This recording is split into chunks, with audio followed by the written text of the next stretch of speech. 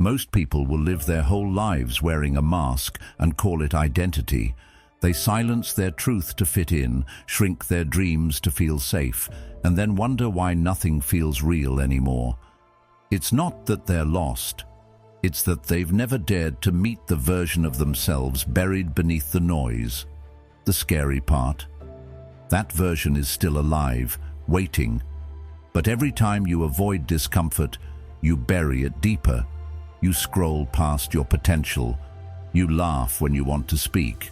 You settle when you were meant to build. Marcus Aurelius once said, "A man's worth is no greater than his ambitions." So ask yourself, what have you been settling for? Because the gap between the life you tolerate and the one you're meant for is just one decision wide. If something in you knows that's true, if it hits somewhere deeper than words, then you're exactly where you need to be. And if you value these wake-up calls, if this kind of message matters to you, there's a small free way to help. Hit that subscribe button. Let's get into it.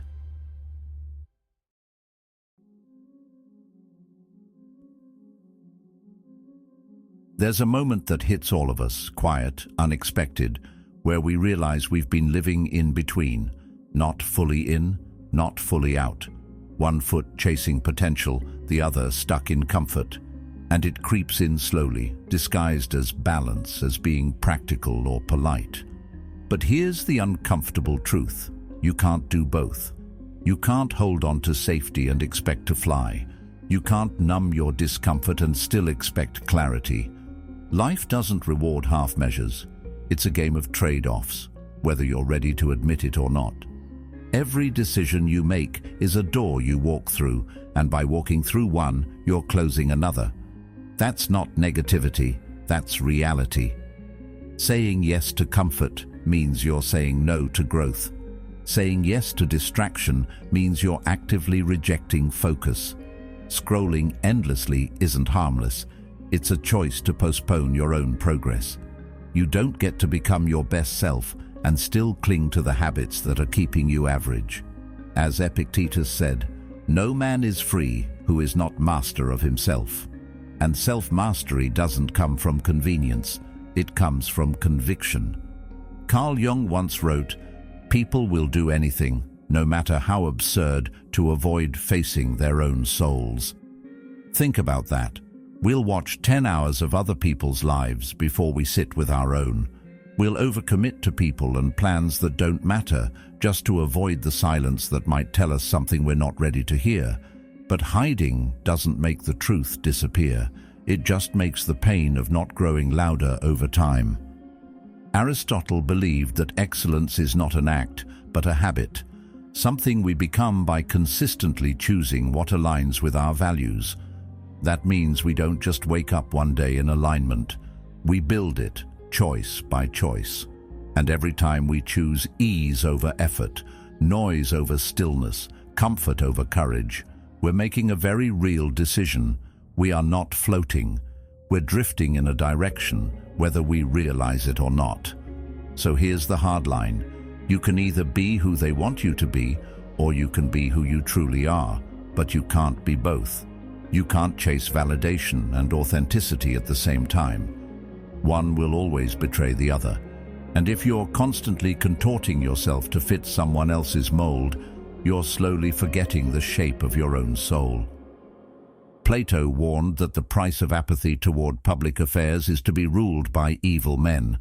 But let's make that personal. The price of apathy toward your own affairs is to be ruled by distraction, by fear, by everything external. And that's not just unfortunate, it's tragic, because the alternative is right in front of you. Conscious, deliberate choice. Choosing presence over avoidance. Choosing the hard thing that builds you instead of the easy thing that drains you. So, what's it gonna be? You don't have to answer right now, but know this. From this moment forward, every single decision, what you say yes to, what you ignore, what you tolerate, is either building the person you want to become or pulling you further away from them. There is no neutral, and the people who thrive in this life, the ones who lead with clarity, who sleep with peace. They made the hard choice to stop living in the in-between. Like Marcus Aurelius wrote, "The soul becomes dyed with the color of its thoughts." So if your mind is filled with noise, avoidance, and indecision, your life will reflect exactly that. But if your thoughts are rooted in purpose, direction, and courage, even the smallest actions will start to feel like momentum. The world isn't asking you to be perfect, it's just asking you to choose.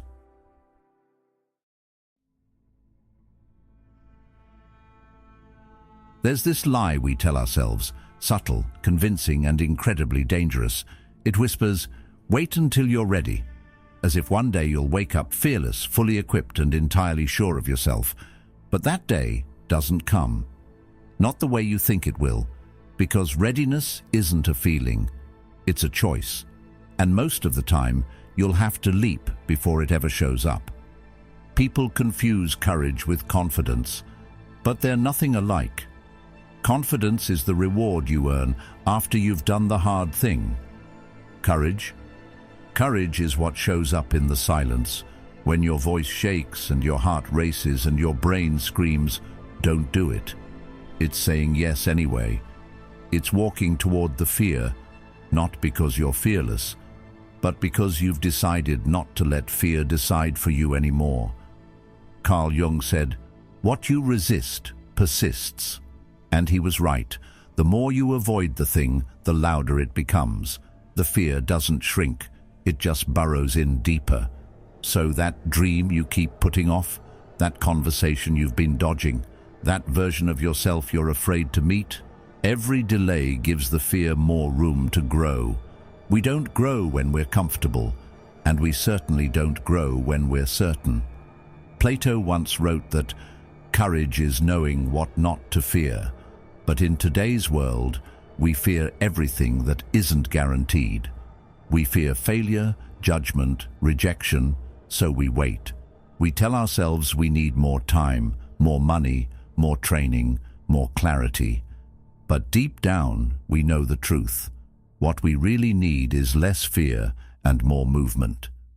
Think about that girl standing on stage, hands trembling, voice cracking, reading her poetry for the first time. You think she was ready? No way. But she did it anyway, not because she felt bulletproof, but because something inside her finally said, "Enough. Enough hiding, enough waiting, enough letting fear dictate the script." That's courage. Socrates once said, "To move the world, first move yourself." But most of us are waiting for the world to give us a sign, to roll out a red carpet and say, "Now you may begin." That's not how life works. If anything, life waits for you to move first, to take the uncomfortable step, to raise your hand, to speak your truth. And once you do, that's when the shift begins. Look, stumbling is part of the process. There's no clean start, no perfect launch. You'll probably screw it up. You'll look awkward. You'll doubt yourself. But you'll also learn. You'll build muscle, the kind that only comes from action. The Stoics taught that virtue is action, not thoughts, not feelings, action. Seneca said, "It is not because things are difficult that we do not dare. It is because we do not dare that they are difficult." So ask yourself, what have you been putting off, not because you can't, but because you think you're not ready? And what if readiness isn't even real? What if it's just fear wearing a mask that looks like logic? The truth is, everyone you admire, the ones who made something meaningful, who stepped into their purpose, they started scared too. The difference is, they didn't wait. They didn't ask for certainty. They just moved. So maybe today's the day you do the same. No dramatic transformation, no perfect moment. Just one shaky step forward, and that's all it ever takes to begin.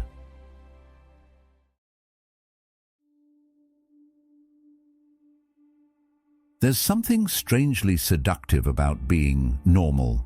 It offers safety, predictability, the illusion that you're doing things the right way simply because others are doing them too. But here's the problem. Normal doesn't get you anywhere you actually want to be. It keeps you in a loop, quiet, familiar, and painfully forgettable. You weren't built for that. Deep down, you know it. That quiet discomfort you feel when you're stuck in routine, when your goals become wallpaper in your mind. That's your soul pushing against the weight of mediocrity. Let's be clear, normal is easy. It's showing up late and leaving early. It's waiting for the weekend to feel alive. It's numbing out on your phone while your purpose collects dust. It's telling yourself one day when you know damn well the clock is ticking. Epictetus said, "How long are you going to wait before you demand the best for yourself?" That question should haunt you a little because you know the truth. You've been giving normal effort and hoping for exceptional results. And that equation has never worked. Aristotle believed that excellence is never an accident. It's a result of deliberate choices, elevated intention, and relentless action. That means you don't stumble into greatness. You choose it. You carve it out of the hours you'd rather waste. You build it by doing the things most people avoid. The hard, unsexy things that create depth and discipline. Let's talk psychology for a second. Carl Jung wrote, "The privilege of a lifetime is to become who you truly are. But how can you become that person if you keep mirroring the habits, fears, and distractions of everyone around you? We think we're making safe decisions, but really, we're just outsourcing our identity to the crowd. And the crowd is exhausted, distracted, unfulfilled. That's the normal you're measuring yourself against. Look around. Normal is burnt out. Normal is overwhelmed. Normal is saying, 'I'm fine,' while slowly eroding inside. So why are we still aiming for it? Why are we still afraid to be different when difference is exactly what progress requires? Socrates said, "The unexamined life is not worth living." If you haven't paused lately to ask yourself if the life you're building actually reflects who you want to be, you're not living, you're drifting. Drifting with the current of culture, drifting toward comfort, drifting toward average. And I'll be honest, average is overcrowded, everyone's there. That's why it feels safe. But it's not safe. It's just familiar. There's a difference. Now, I'm not saying go full throttle in every area of life. Burnout isn't a badge of honor. What I'm saying is, choose your 5% zones. The parts of your life that matter so deeply to you, you refuse to be average in them. That might be your health, your craft, your relationships, your mindset. Whatever they are, go all in, not recklessly, but relentlessly. Marcus Aurelius said, "You have power over your mind, not outside events. Realize this, and you will find strength. The world will try to distract you with surface-level rewards, likes, applause, fast dopamine. But your peace, your power, your potential, it's buried beneath the layers of distraction that normal encourages. So ask yourself honestly, where have you settled for normal? And where are you finally ready to rise above it? Because if you want an uncommon life, you need to start making uncommon choices. One decision at a time, not someday, today."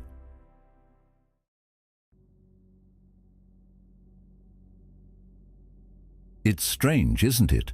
How we search the world for things we already carry, like we're on this constant mission to become something, when most of the time, what we really need is to return.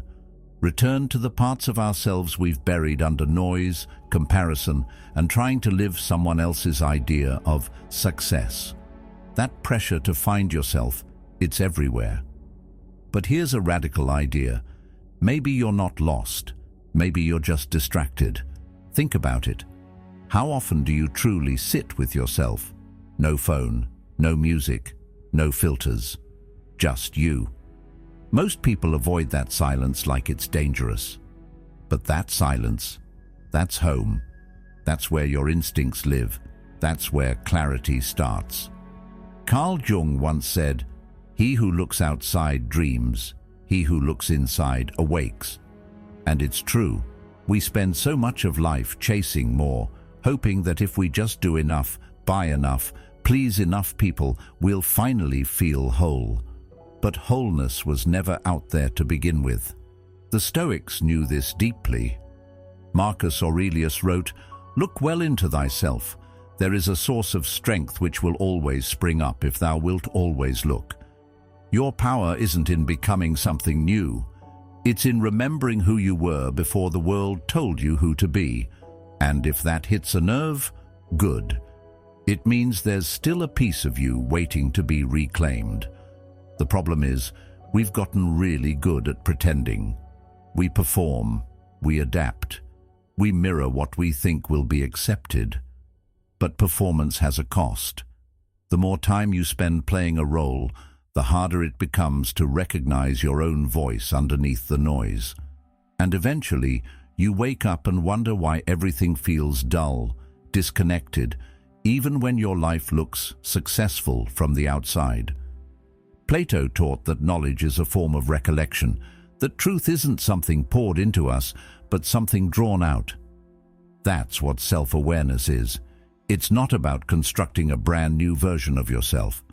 It's about peeling away the layers until you meet the part that was always there, the unfiltered you, the one that doesn't care about likes or optics or algorithms, the one who just is. And that part of you? It already knows. It knows what you love, what makes you come alive, what makes you feel out of alignment.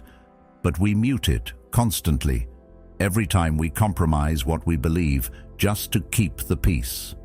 Every time we say yes when everything in us is screaming no. Every time we chase what looks good instead of what feels right. Socrates said, "To know thyself is the beginning of wisdom." And yet, most of us spend more time studying strangers online than we do exploring our own hearts. That's the paradox. We want meaning, but we're looking everywhere except within.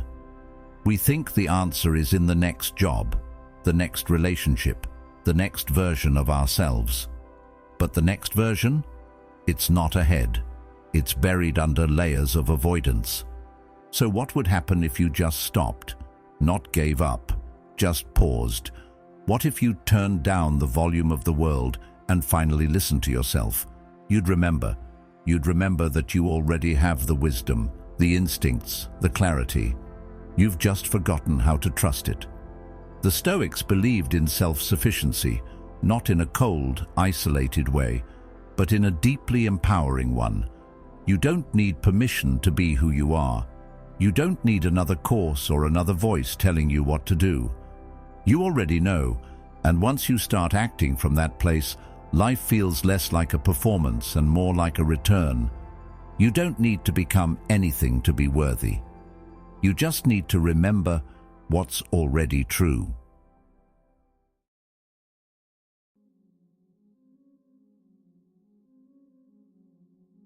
There's something powerful about realizing that no one's coming to finish the story for you. That uncomfortable, liberating truth that this, your life, is yours to shape, line by line, choice by choice. You're not just a character in someone else's narrative. You're the author, the narrator, the artist. And whether you like it or not, the brush has always been in your hand. We forget that, though. Life piles on. Mistakes, disappointments, regrets. They start to feel like chains, like evidence that we're stuck or broken. But that's just another illusion. The Stoics taught us not to mourn the past, but to use it. Marcus Aurelius wrote, "The impediment to action advances action. What stands in the way becomes the way." That means the thing you think is holding you back. It's the raw material for your next move. Your missteps aren't anchors. They're the texture in the painting you're about to create. Carl Jung once said, "I am not what happened to me. I am what I choose to become." And that shift in perspective, that's everything.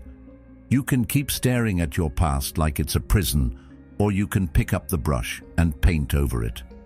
not to erase it, but to transform it. Every painful chapter, every wrong turn, every scar, they're not dead weight, they're depth. They're the shades and shadows that make the masterpiece real. And don't get caught up in the pressure to have the whole picture figured out. That's another trap. You're not supposed to see the final version yet. You're supposed to start, even if your hand is shaking, even if the first few strokes look messy or uncertain. No one creates anything beautiful without first being willing to look awkward. Even Aristotle believed that excellence is formed through habit. Not grand moments, but small, consistent choices. So the question isn't, will it be perfect? It's, will you begin? Plato reminded us that the beginning is the most important part of the work. And yet that's the part we fear the most. We stall, we overthink, we wait for the right timing, the right tools, the perfect mood. But you don't need any of that. What you need is movement, the act of showing up despite the uncertainty. That's what courage looks like. Not loud and fearless, but quiet and persistent. Socrates asked people to know themselves, but also to act on that knowing. What's the use of insight if it never becomes momentum? What's the use of learning if you don't use it to create something new? The past will not rewrite itself, but you can write something new today, and it won't be clean. It won't always make sense right away, but it'll be yours. That's what makes it powerful. That's what makes it worth it. So don't wait for clarity. Don't wait until you feel ready. Pick up the brush. Use the chaos. Use the heartbreak. Use the lessons. The canvas is already in front of you, whether you acknowledge it or not. And every second you hesitate is a second wasted in someone else's story.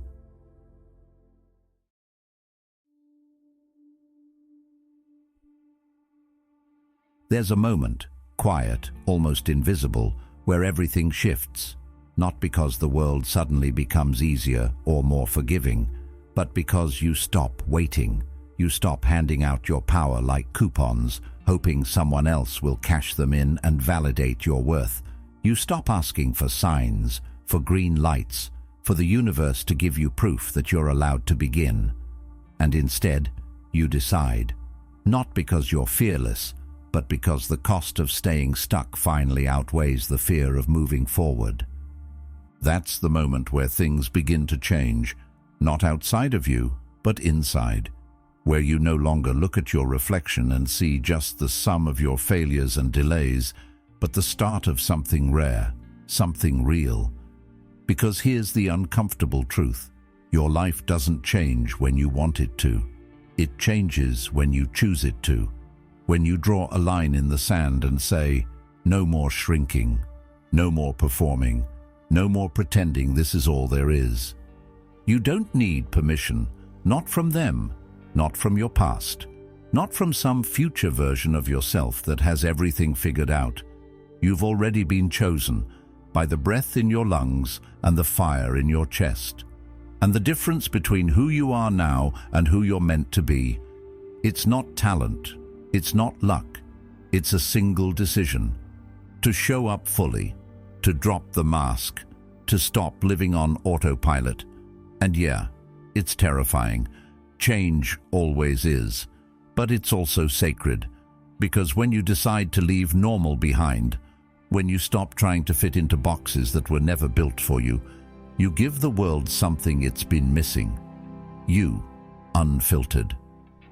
Aristotle said, knowing yourself is the beginning of all wisdom. But what he didn't say is that it also takes courage to act on what you find. Because the world is loud, it rewards conformity, it claps for curated versions of ourselves. But that applause, it's never worth the silence that follows when you're alone and wondering what happened to the person you used to be. So let this be the moment. The one you look back on, not because it was loud or dramatic, but because it was honest. The moment you felt the weight of your untapped potential and finally said, enough. Think about it. There are people you haven't met yet who need you to become who you're meant to be. There's a kid who'll find hope in your story, a friend who'll need your strength, a stranger who's drowning and won't know how to breathe again until they hear your truth. And maybe most of all, there's a future version of you, 5 years older, wiser, stronger, who's going to be so damn proud you took this step. Don't rob the world of that person. Because life doesn't hand you meaning like a prize. You make it. You carve it out from discomfort and doubt and the refusal to quit. One bold, messy, beautiful decision at a time. And if your voice shakes when you speak your truth, good. That means it matters. That means it's real. So stand up, show up, speak up, not someday, today. Thanks for being a part of Stoic Journal. If this spoke to something inside you, stick around. There's more waiting for you. You'll find your next step in the videos on the screen. And until next time, take care of that fire in your chest. See you soon.